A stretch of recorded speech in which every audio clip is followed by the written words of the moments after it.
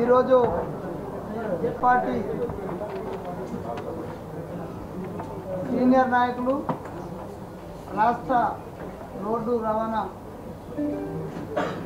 శాఖ మంత్రులతో ముచ్చటించాలని సందర్భంగా పత్రికా సమావేశం ఏర్పాటు చేయడం జరిగింది. ముందుగా పత్రికా సోదరులకు స్వాగతం. ఎందుకంటే దూరం వెళ్తూ తర్వాత పత్రికా సమావేశానంతరం దయచేసి ఇక్కడికే భోజనాలు వస్తే ఇక్కడ భోజనం చేసుకోవాలి. తెలంగాణ రాష్ట్రం సోనియా గాంధీ గారి ఆశీర్వాదంతో అవతరించి రేపటికి 10 సంవత్సరాలు పూర్తయిన సందర్భంగా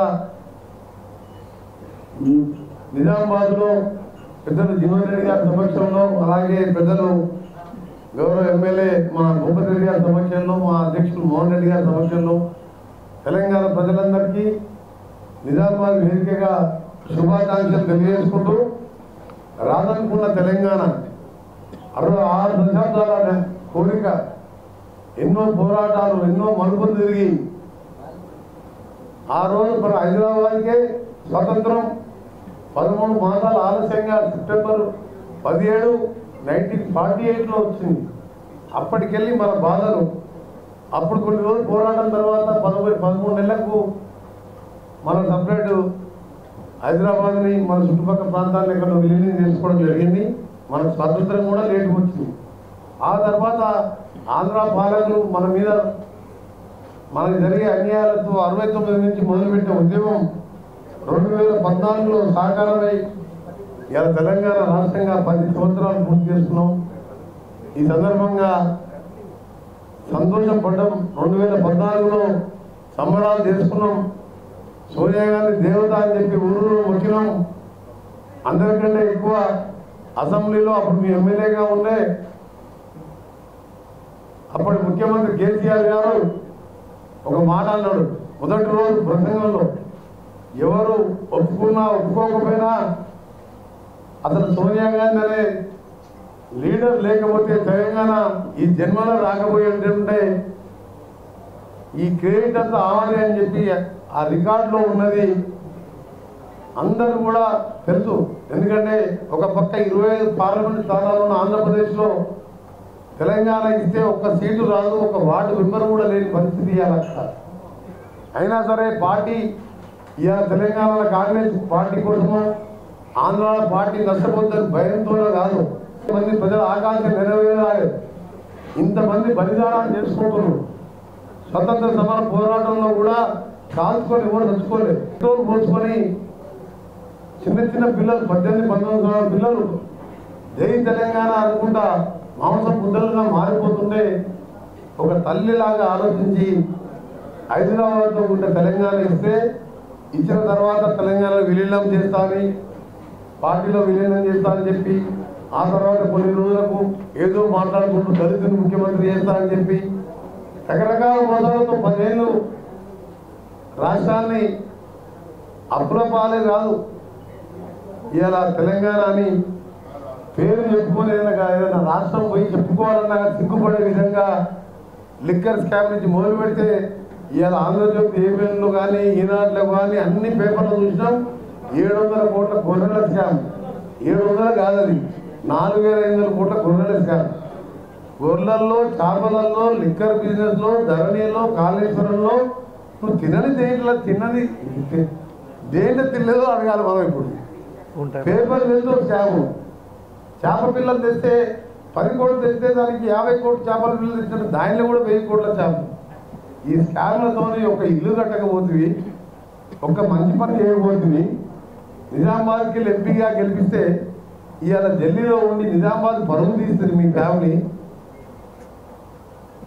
నిజంగా అందుకనే ఇవాళ తెలంగాణ గురించి మా ముఖ్యమంత్రి గారు గౌరవ ముఖ్యమంత్రి గారు మేమందరం ఆలోచించుకొని తెలంగాణకి ఒక మన రాజకీయ గీతం ఉండాలని చెప్పి 2014లో నేను కూడా ఉద్యమంలో ఉన్న మంత్రి పదవికి రాజీనామా చేసి ఆయనలా రోడ్డు మీద దీక్ష చేసుకుంటూ మంచినీళ్ళతోనే 11 రోజుల్లో తప్ప నిమ్స్ హాస్పిటల్లో ఇంజక్షన్లు తీసుకొని విటమిన్ ఇంజక్షన్ తీసుకొని చేయలే. అప్పుడు మా నాయకులు అందరి నుండి నీ ఆరోగ్యం క్షీణిస్తుంది, సోనియా గాంధీ తప్పకుండా తెలంగాణ ఇస్తుందంటే అందరం కలిసి మా నాయకురాల మీద ఒత్తిడి తెస్తే ఆమె కూడా కరెక్టే, పెద్ద చిన్న రాష్ట్రాలతో అభివృద్ధి సాధ్యం, ఇంతమంది పిల్లలు చనిపోతుందని చెప్పి తెలంగాణ ఇచ్చింది. అలాంటి నాయకురాల్ని ఆ నాయకురాలతో పాటు వాళ్ళ కుమారుణ్ణి తండ్రిని పోగొట్టుకొని ఆమె భర్తను పోగొట్టుకొని దేశం కోసం ఇవాళ జీవితాలను త్యాగం చేసిన ఆ కుటుంబాన్ని నానా విమర్శలు చేసిన కేసీఆర్కి ఇవాళ ప్రజలు సరైన బుద్ధి చెప్పాను. నేను ఆ రోజు మీరు అందరూ చాలా మంది రిపోర్టర్లు ఉంటారు ఇక్కడ. 2 సంవత్సరాలు పార్లమెంట్ ఎన్నికల ముందు ఒకసారి నిజామాబాద్కి వచ్చి మనం పార్టీ ఆఫీస్లో ప్రెస్ మీట్ పెట్టాం. మీరల్లా చాలా మంది రిపోర్టర్స్ ఉన్నారు కదా. నేనేం చెప్పినా వచ్చే ఎన్నికల్లో కవిలో ఓడిపోతుందని చెప్పినా లేదా? ఎవరైనా తప్పుడు ఏదైనా చెప్పిందా? గంగా నువ్వు ఉన్నావు కదా, రిపోర్టర్లు కూడా తప్పుడు చేస్తారు సాక్ష్యం. 2016 ఉన్నారా? అంటే నాకు ఎంత దూరదృష్టి ఉంటే చెప్పాలి చెప్పండి. నేను నాకు ఈయన పార్టీలకి వెళ్ళి విడిపోయి ఈయన బీజేపీ వస్తుంది, ఈయన మోడీ వస్తాడు, ఈయన బీజేపీ చెప్పలే. ఈమె మాత్రం గెలవదు అని చెప్పిన 2016లో ప్రెస్ మీట్లో చెప్పిన. మీరు అందరూ ఉన్నారు లైవ్లో. ఎందుకంటే అప్పుడే గుర్తించిన ఒక ఎంపీగా వస్తే మహారాణి లాగా వస్తే పోలీసు వాళ్ళు రోడ్వేలు పట్టుకొని వచ్చినోడు గుంజేసి వినతి పత్రం ఇస్తే కూడా ఆన్నే పుట్టొచ్చా రోడ్ల మీద వేసి మళ్ళీ మహారాణి లాగా మళ్ళీ లండనో గిండనో పోయి బతుకమ్మలు ఆడొచ్చి అందరు ఎవరికి నిజంగా పోయి బతుకమ్మలు బయట నేర్పిస్తుందేమో అనుకున్నాను. కానీ బతుకమ్మల దాంట్లో మందు బాటలు పెట్టి అమ్ముతుందని తెలియదు. అందుకనే మాకు రేపు ప్రత్యక్షంగా నిజామాబాద్తో సహా నాకు పూర్తి నమ్మకం ఉన్నది. ఎందుకంటే నిజామాబాద్ ప్రజలు ఒక రైతుల నాయకుడు, ఒక రాజకీయ నాయకులలో అతి తక్కువ మంది ఉంటారు. జీవన్ రెడ్డి లాంటి వాళ్ళు సింపుల్గా ఇన్ని సంవత్సరాలు 40 సంవత్సరాలు సుదీర్ఘ మచ్చలేని జీవితం నడుపుతూ రైతు నాయకుడిగా ప్రజా సమస్యల కోసం ఎప్పుడు కూడా కాంప్రమైజ్ కాకుండా పోరాడుతున్న నాయకునికి మోడీ వేవ్ కానీ ఏ వేవ్ లేకుండా ప్రజల వేవుతోని కాంగ్రెస్ వేవుతోని మా నాయకుల కష్టంతో తప్పకుండా గెలుస్తాడని నమ్మకం ఉంది. 9 నుంచి అంటే ఇవాళ రాత్రి 7 గంటలకు ఎగ్జిట్ పోల్ వస్తుంది. ఎగ్జిట్ పోల్ కంటే ముందే మాకు కూడా కొంచెం ఐడియా ఉంది. ఎందుకంటే 35 ఏళ్ళకి రాజకీయాలు ఉన్నాం కాబట్టి అన్ని పార్లమెంట్ ఇస్తే తప్పకుండా 9 నుంచి 13 సీట్లు కానీ 12 సీట్లు కానీ ఒక సీటు అటో ఇటో తప్పకుండా గెలవబోతున్నాం. దీనికి కష్టపడ్డ మా నాయకులకు అంతకుముందు ఎమ్మెల్యే ఎలక్షన్లో నిజామాబాద్లో తక్కువ వచ్చినా తప్పకుండా రాబో కాలంలో ప్రభుత్వం ఉన్నది కాబట్టి నిజామాబాద్లో ఉన్న పెండింగ్ సమస్యలు షుగర్ ఫ్యాక్టరీ కానివ్వండి, ఇంకా అభివృద్ధి విషయంలో రైతులకు సంబంధించి గతంలో మొదలుపెట్టిన ప్రాజెక్టులను పూర్తి చేయడం కానివ్వండి, అవన్నీ చేసుకుంటూ వచ్చే 10 ఏళ్ళు మన ప్రభుత్వమే కాంగ్రెస్ పార్టీ ప్రభుత్వం అధికారంలో ఉంటుంది. ఏం డౌట్ లేదు. 4వ తారీఖు తర్వాత బీఆర్ఎస్ పార్టీ అనేదే ఉండదు. నేను మొన్న చెప్పినా అంతకుముందు చెప్తున్నా, ఒక పార్లమెంట్ సీట్ రాదు, ఆయన 2-3 సీట్లలో డివైడ్ వచ్చేవి కష్టం. ఇకపోతే ఒక జాతీయ పార్టీగా ఉన్న వ్యక్తి మోడీ గారు అమిత్ షా గారు ఏం చెప్పాలి? 10 ఏళ్ళ అధికారం ఉండి ఇన్ని ఉద్యోగాలు ఇచ్చినాం, ఇంతమంది మాకు ఓటేయమని అడగాలి. మేము ముస్లిం రిజర్వేషన్ తీసేస్తాం, మీరు కాంగ్రెస్ వాళ్ళు వస్తే రామాలయాన్ని కూలగొట్టేస్తారు, మళ్ళీ రాముని గుడారానికి పంపిస్తారు. ఇదా ప్రధానమంత్రి మాట్లాడే భాష? నువ్వు ఆ రోజు ముఖ్యమంత్రిగా ఉండి ప్రధానమంత్రి కావాలనుకున్నప్పుడు ఏం చెప్పినావు? 72 లక్షల కోట్లు విదేశీ బ్యాంకులలో నల్ల డబ్బు ఉన్నది, తీసుకొచ్చి ఒక్కొక్క భారతీయుని అకౌంట్లో పేదవాని అకౌంట్లో 15 లక్షలు వేస్తే మీరు అందరు అకౌంట్ ఓపెన్ చేసుకోండి అంటే 40 కోట్ల మంది అకౌంట్ ఓపెన్ చేస్తారు. ఒక అకౌంట్లో 70. దాని గురించి మాట్లాడాడు. మా గవర్నమెంట్ 3 నెలలు కాకముందే డబుల్ ట్యాక్స్ పోతుందంట. 10 ఏళ్ళకెళ్ళి అధికారం ఉండి డబుల్ ఏ అంటే అమ్మాని అదానికి దోచిపెట్టావు నువ్వు. మేము వచ్చిందే 3 నెలల 15 రోజులు. ఆర్టీసీలో ఉచితంగా ఇచ్చినాం, 0 బిల్లు, కరెంటు బిల్లు లేదు, ఇంకా ఎన్నో కార్యక్రమాలు చేయాలని ముందు పెట్టుకున్నాం. ఆయన 2 నెలలు ఎలక్షన్ అయిపోయి 2 నెలలు ఉన్నది. మీ అందరికీ చెప్తున్నాం, మా ముఖ్యమంత్రి గారు, మా మంత్రులు, మా సీనియర్ నాయకులు, మా ఎమ్మెల్యేలు ఒక టీం లాగా పనిచేస్తూ ఇంకా 10 ఏళ్ళు ముఖ్యమంత్రిగా రేవంత్ రెడ్డి గారు ఉంటూ కాంగ్రెస్ పార్టీని అధికారంలో ఉంటుంది. ఆగస్టు 15 లోపు చెప్పిన మాట ప్రకారం 2 లక్షల రుణమాఫీ ఏకకాలంలో చేయబోతున్నాం. ఇది కేసీఆర్ మాటలా దొంగ మాటలా కాదు. దళితులు ముఖ్యమంత్రి చేయకుంటే మెడలు అరుక్కుంటా అని చెప్పి అసలు దొంగ మాటలు చెప్పము. రైతుల మీద ప్రేమతో చెప్తున్నాం. ఆయన 1 లక్ష రుణమాఫీ అని చెప్పి ఏం చేసాడు? 6-7 బుక్కలు చేస్తే బ్యాంక్ కూడా వడ్డీకే పోయింది. అది నీ 10 ఏళ్ళు చూసిన ఎమ్మెల్యే ఎంపీగా. అందుకనే గౌరవ ఎలక్ట్రానిక్ ప్రింట్ మీడియా సోదరులందరూ కూడా ఇక్కడికి వచ్చిన సందర్భంగా అది కూడా మంచి అకేషన్ అంటే వేరే కార్యక్రమానికి వచ్చిన తెలంగాణ ఉత్సవాలకు మీరందరూ కూడా రండి. పెద్ద ఎత్తున పొద్దున పర్యటన ప్రోగ్రాంతో పాటు సాయంత్రం ఎన్నో కల్చరల్ యాక్టివిటీస్ ట్యాంక్ బండ్ పై చేసుకుంటూ తెలంగాణని ఒక ప్రజా తెలంగాణగా ఇంతకుముందు ఎమ్మెల్యేలకు మంత్రులు అంటే ముఖ్యమంత్రికి గౌరవించేది తెలియదు. ఇలా ఎమ్మెల్యేలు, మంత్రులు, నాయకులు, ముఖ్యమంత్రి 24 గంటలు మా ముఖ్యమంత్రి గారు కలవాలంటే ఎవరైనా పోవచ్చు, మంత్రులను కలవాలంటే ఎవరైనా పోవచ్చు. అలాంటి ప్రజా తెలంగాణ వచ్చింది. ఈ ఎన్నికల్లో సీట్లు గెలవబోతున్నాం. చివరిగా కేటీఆర్ గారికి మీరు రాష్ట్రీయ గీతం గురించి మాట్లాడుతుంటే ఈ అన్నశ్రీ రాసిన జయ జయ తెలంగాణ పాట మనం 2014లో పెట్టాలని అనుకున్నాం. నువ్వు ఇప్పటికీ దాని గురించి ఆలోచించలే. 10th ఇయర్ పూర్తి చేసే సందర్భంగా పెడితే మేము అనౌన్స్ చేసినో లేదో పోయి చార్మినార్ కాడ ధర్నా.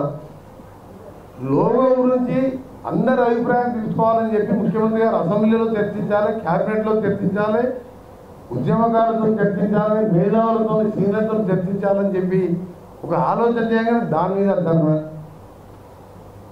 వీళ్ళకి ఏంటంటే అధికారం పోయేసరికి మతి భ్రమించో 4వ తారీఖు మధ్యాహ్నం లోపల 1 సీట్ 0 అని చెప్పి ఏ యూట్యూబ్ ఛానల్ ఏ సర్వే చేసినా 0 అని చూపిస్తుంది. ఈ టెన్షన్లో ఏవో మాట్లాడుతున్నా తప్ప ఏం మాట్లాడుకున్నా ఇంకా 2 రోజులు 3 రోజులు లేవాలి. అందుకని తప్పకుండా మేము ఒకటే చెప్తున్నాం, ఏది చేసినా ప్రజలను ఆలోచించి ప్రజలతో డిస్కస్ చేస్తాం.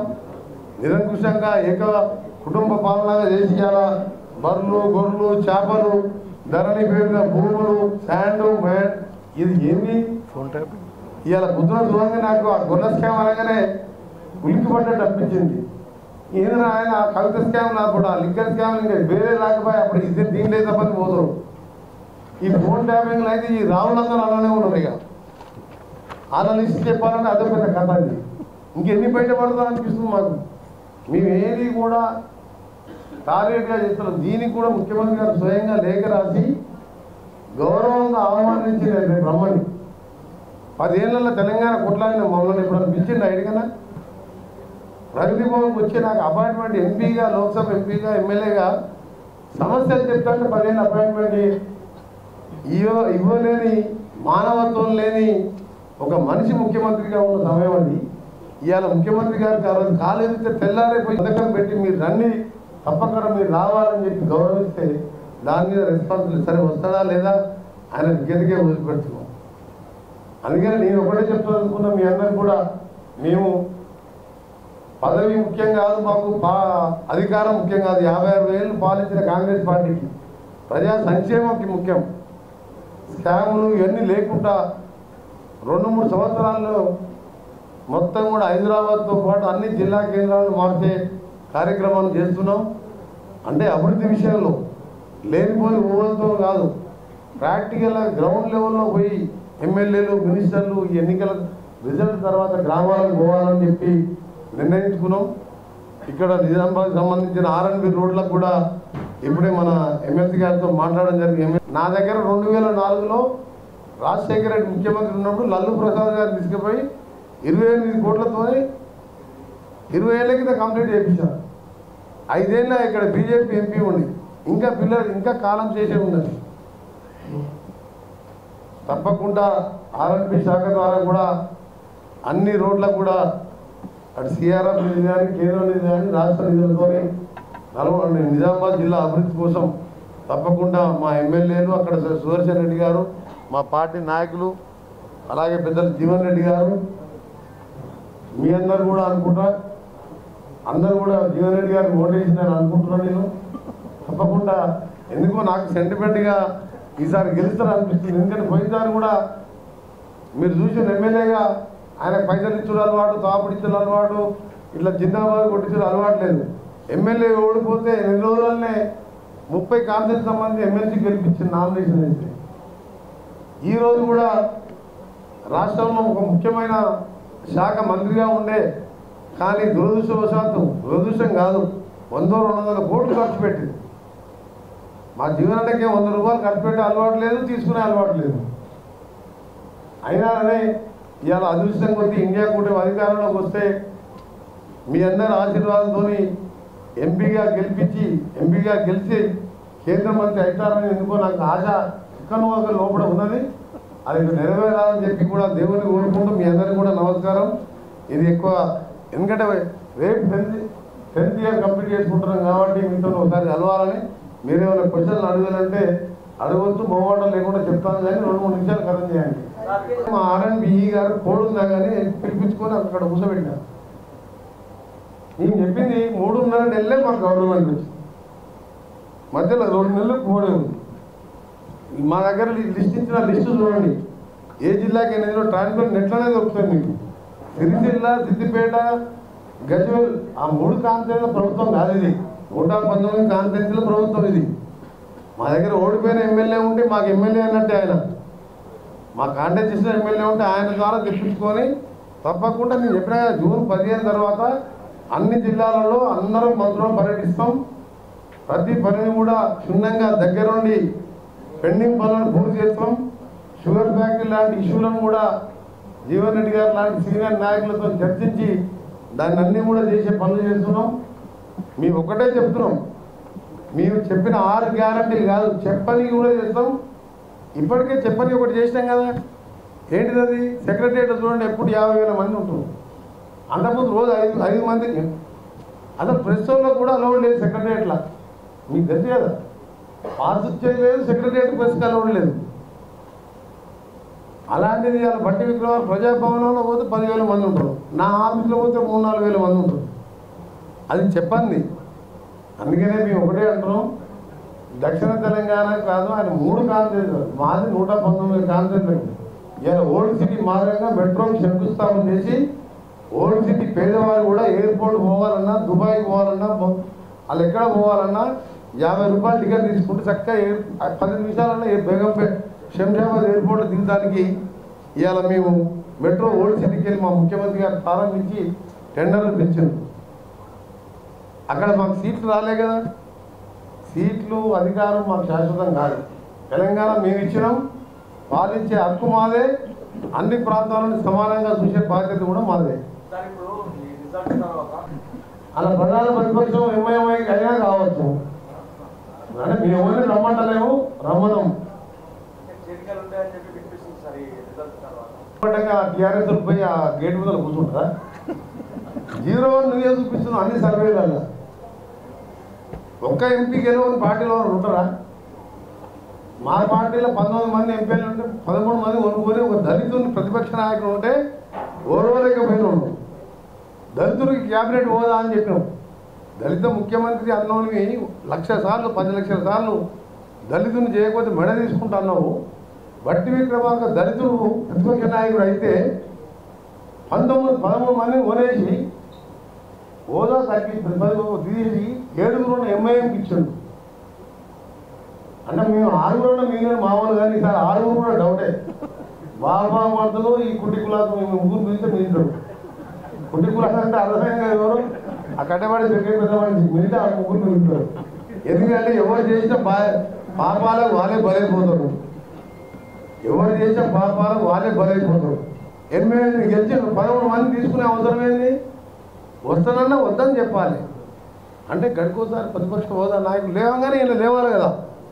ఆయన లేదా నేను లేవాలా, నేను పెద్ద దూరం కదా, నేను పెద్ద రాజ్యం నాది కదా అనుకున్నాను.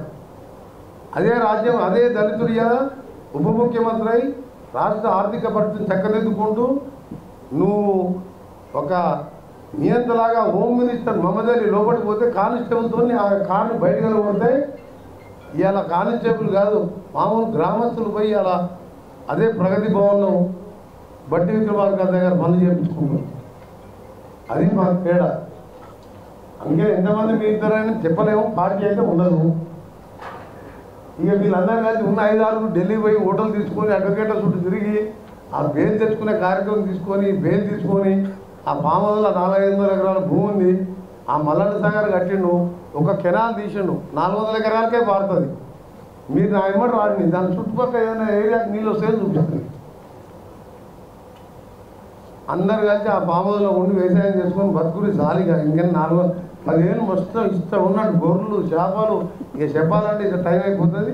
Thank you very much. ఎందుకంటే నువ్వు చెప్పక ఇంకా మేము ఆ 1-to-1 ప్రోగ్రామ్ కోసం వెయిట్ చేస్తున్నాం. ఇప్పుడు కూడా ఫోన్ చేసిన కార్యక్రమంగా ఒక గంట సేపట్లో తెలిసిపోద్ది. ఆమె ఆరోగ్యం బాధ లేకుండా మధ్యలో రాయబారి కొన్ని 1-2 మీటింగ్లే పాల్గొన్నది.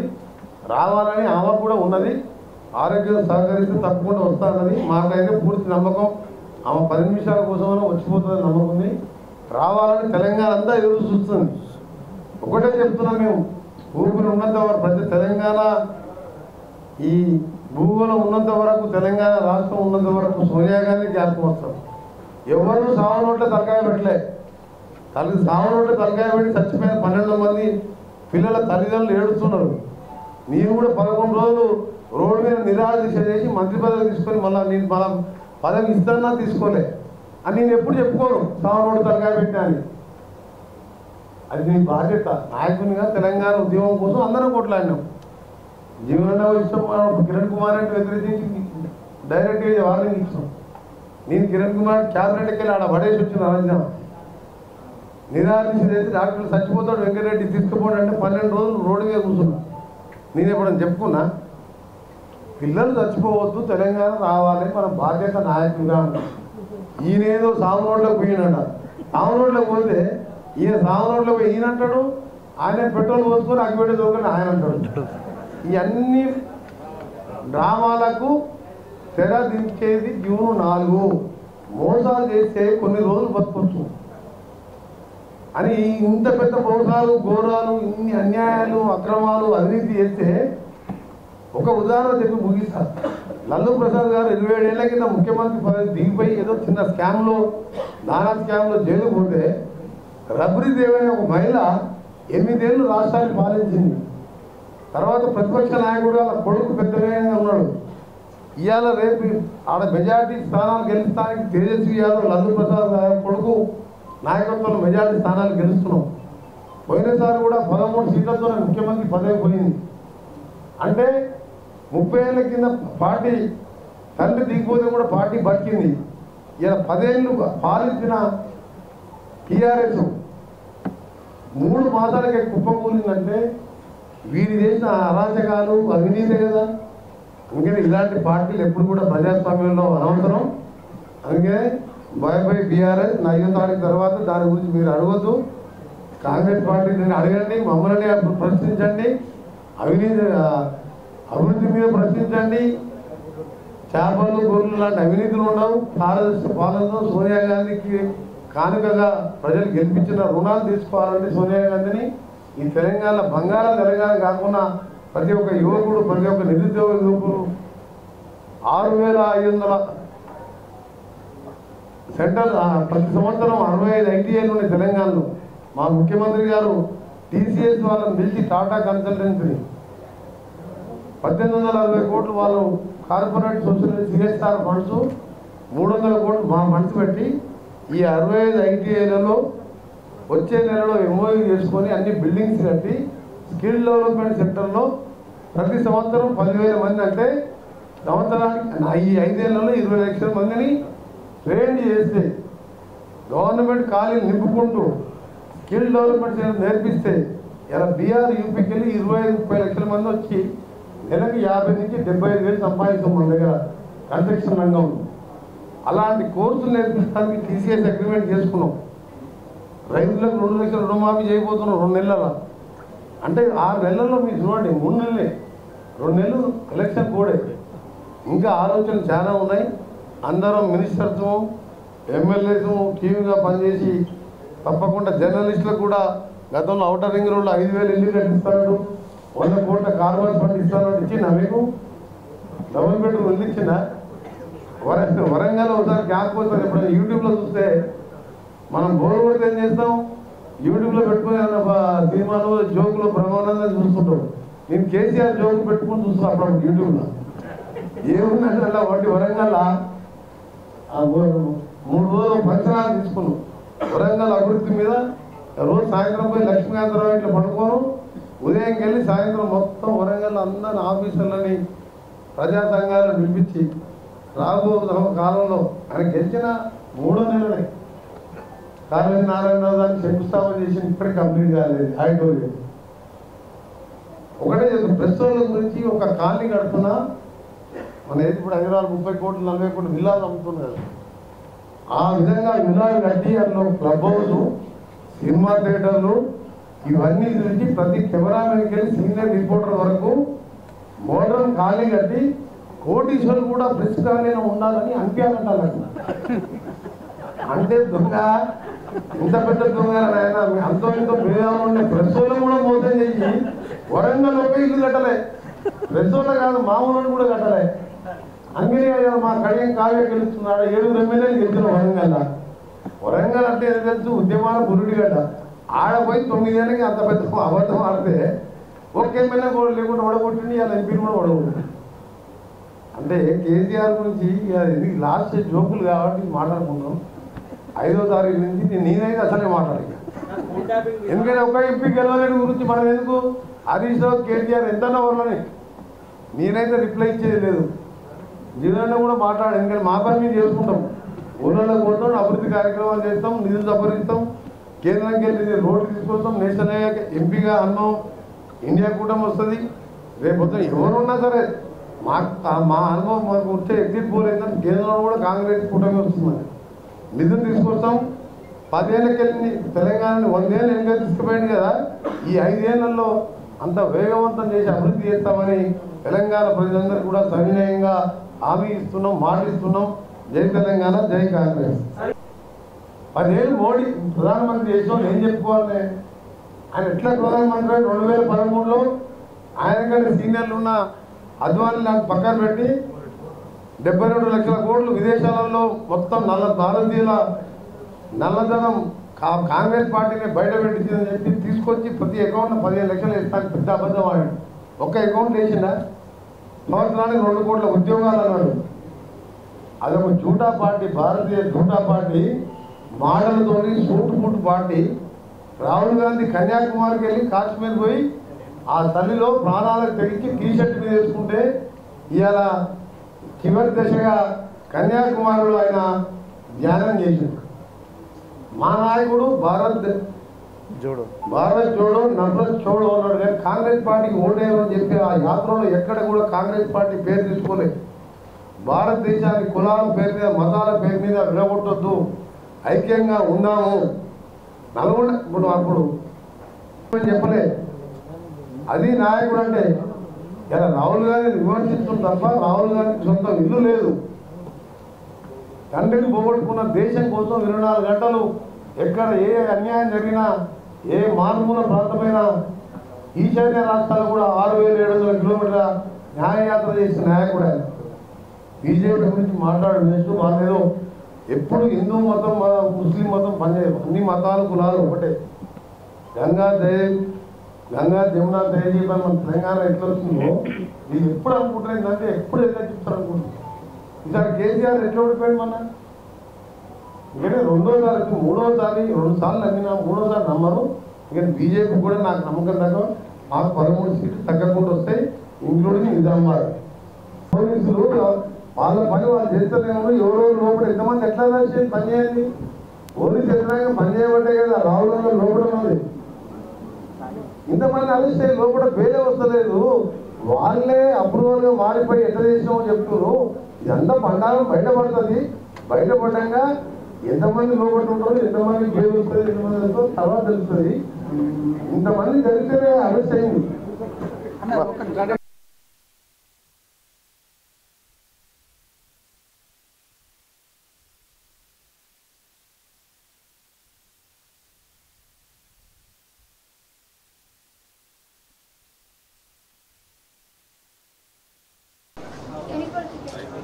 ఫుట్బాల్ క్రికెట్ ఇప్పుడు ఎక్కడ ఏ కంట్రీలో ఉన్నది శ్రీలంక ఎక్కడ ఉన్నాయి అయిపోయింది సార్ గోల్డ్ మెడల్ వచ్చింది నేను గోల్డ్ మెడల్ వచ్చింది ఎంతమంది పార్టిసిపేట్ ఏ కంట్రీస్ 6 కంట్రీస్ మీ ఫాదర్ ఏం చెప్తారు ఫాదర్ లేబర్ నెక్స్ట్ ఏంటి నీ ప్లాన్ అంటే క్రికెట్ ఆడాలని క్రికెట్ ఆడాలి ఉన్నది నెక్స్ట్ ప్రోగ్రామ్ ఉంది సౌత్ కొరియా ఉందని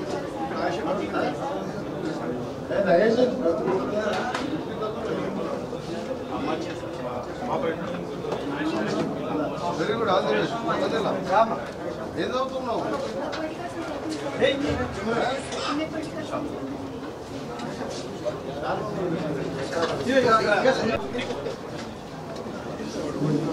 మంచిగా ప్రాక్టీస్ చేసుకో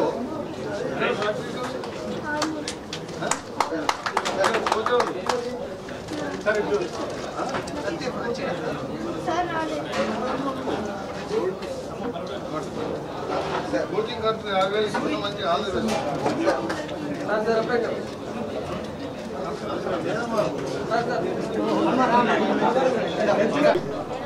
ఆడుకున్నాను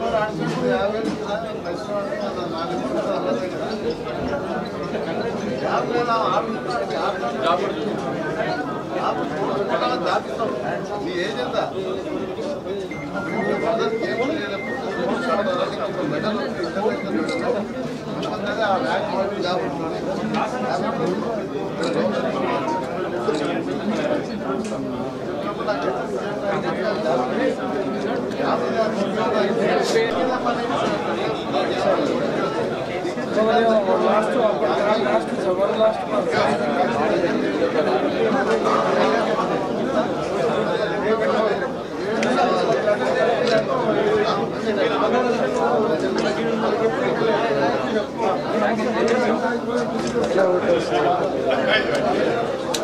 మెడల్